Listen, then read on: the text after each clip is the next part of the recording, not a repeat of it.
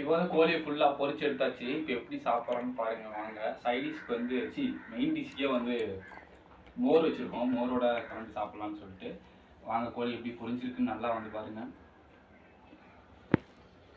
ஃபுல்லாக நல்லா வெந்துருச்சு.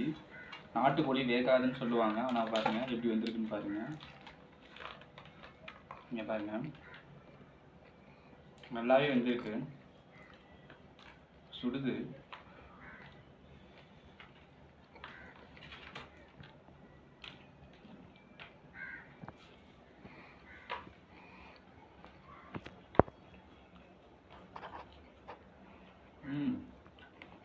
இங்கே பாருங்க,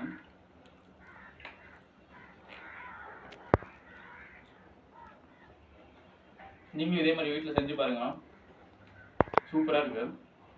அது இல்லாமல் பாருங்க, மோர்